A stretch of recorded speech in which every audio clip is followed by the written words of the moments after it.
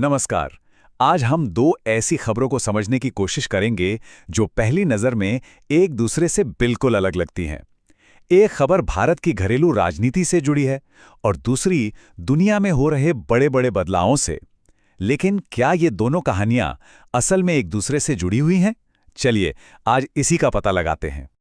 तो हमारी कहानी की शुरुआत होती है इस दमदार बयान से।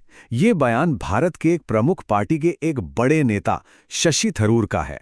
उन्होंने कहा कि वंशवाद की राजनीति यानी कि डायनास्टिक पॉलिटिक्स भारतीय लोकतंत्र के लिए एक गंभीर खतरा है। ठीक है, तो चलिए अब इसमें थोड़ा और गहराई से उतरते हैं और ये समझने की कोशिश करते हैं कि आखिर इस एक टिप्पणी ने भारतीय राजनीति में इतनी हलचल क्यों मचा दी।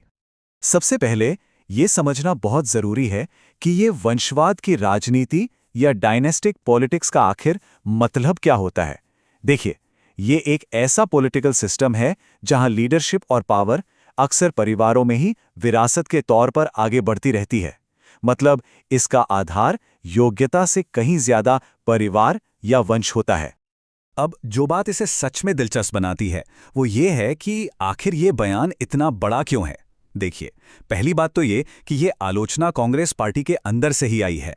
एक ऐसी पार्टी जिस पर अक्सर वंशवादी नेतृत्व का आरोप लगता रहता है। ये बयान सीधे तौर पर नेताओं को चुनने में पारिवारिक विरासत की भूमिका पर सवाल उठाता है और जाहिर है इसका असर पार्टी की अंदरूनी चर्चाओं और चुनावी अभियानों पर भी पड़ सकता है। तो इससे एक बहुत बड़ा सवाल खड़ा होता है, क्या इस बयान से लीडरशिप की असल योग्यता और पार्टियों के अंदर के लोकतंत्र पर एक वास्तविक, एक सीरियस बहस छिड़ेगी? खैर, ये तो आने वाला वक्त ही बताएगा। चलिए, अब कहानी को थोड़ा आगे बढ़ाते हैं। जिस समय भारत में ये बहस चल रही थी, ठीक उसी समय दुनिया के मंच पर एक बहुत बड़ा बदलाव हो रहा था। इस ग्लोबल बदलाव को समझने के लिए हमें मल्टीपोलैरिटी यानी बहुध्रुवीयता के कंसेप्ट को समझना होगा। ये एक ऐसी इंटरनेशनल व्यवस्था है जहां दुनिया की शक्ति किसी एक या दो सुपर पावर्स के हाथ में नहीं होती, बल्कि दुनिया की कई बड़ी शक्तियों के बीच बंटी होती है। और यहाँ पर हम बहुत साफ साफ उस दुनिया के बीच का फर्क देख सकते हैं जिसे हम पीछे छोड़ रहे हैं और उस दुनिया में जिसमें हम कदम रख रहे हैं। मतलब एक ध्रुवीय दुनिया में एक सुपर पावर ही एजेंडा तय करती थी, जबकि आज की बहुध्रुवीय दुनिया में कई ताकतें मिलकर वैश्विक एजेंडे पर बातचीत और बहस करती हैं। और हाँ, ये बदलाव सिर्फ कोई किताबी बात नहीं है। हम इसे बड़े बड़े ग्लोबल मंचों पर असल में होते हुए देख सकते हैं। इसका एक बहुत बड़ा संकेत जोहानिसबर्ग में होने वाला 2025 का G20 शिखर सम्मेलन है। G20 शिखर सम्मेलन का जो एजेंडा है वो इस बहुध्रुवीय युग की नई प्राथमिकताओं को साफ साफ दिखाता है। अब फोकस पुराने सुरक्षा के मुद्दों से हटकर जलवायु जोखिम, डिजिटल इंफ्रास्ट्रक्चर, कर्ज में राहत और समावेशी विकास जैसे मुद्दों पर आ गया है। तो अब हम आते हैं सबसे जरूरी सवाल पर।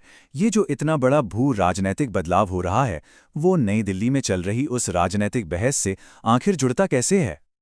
देखिए, इस ज्यादा जटिल दुनिया में भारत के सामने वैश्विक मंच पर नए रणनीतिक समीकरण हैं। उसे अपने पारंपरिक सहयोगियों के साथ संबंधों को बैलेंस करना है, ग्लोबल साउथ के पार्टनर्स के साथ जुड़ना है और बड़ी बड़ी शक्तियों की आपसी खींचतान के बीच से अपना रास्ता बनाना है। नतीजा यह है कि विदेश नीति अब सिर्फ एक्सपर्ट्स का विषय नहीं रह गई है, बल्कि एक बहुत ही जरूरी घरेलू मुद्दा बनती जा रही है। और बस यही है वो कनेक्शन जो सबको जोड़ता है। जैसे जैसे विदेश नीति देश के लिए ज्यादा जरूरी होती जाती है, ये बहस भी और तेज हो जाती है कि देश का नेतृत्व करने के लिए सबसे योग्य कौन है। क्या वो योग्यता से आएगा या फिर विरासत से? तो जैसे जैसे ये दोनों कहानियां आगे बढ़ती हैं और एक दूसरे से मिलती हैं, हमें किन बातों पर खास ध्यान देना चाहिए? क्या देखना चाहिए आगे? यहां 3 खास बातें हैं जिन पर नजर रखी जा सकती है। पहला, भारत बड़े बड़े गठबंधनों और मंच पर खुद को कैसे स्थापित करता है। दूसरा, क्या बहुध्रुवीयता जैसा शब्द भारतीय राजनीतिक बहस का हिस्सा बनता है। और तीसरा, इन ग्लोबल बदलावों का हमारे घरेलू मुद्दों जैसे कि रोजगार, व्यापार और सुरक्षा पर क्या असर पड़ता है। और आखिर में ये सब हमें एक बहुत बड़े और सोचने पर मजबूर करने वाले सवाल पर लाकर छोड़ देता है। जैसे जैसे दुनिया और भी ज्यादा जटिल होती जाएगी, क्या देश एक नए तरह के नेता की मांग करेंगे? एक ऐसा नेता जो सिर्फ योग्यता के दम पर घर की चुनौतियों और एक नए विश्व व्यवस्था की जटिलताओं दोनों का सामना कर सके।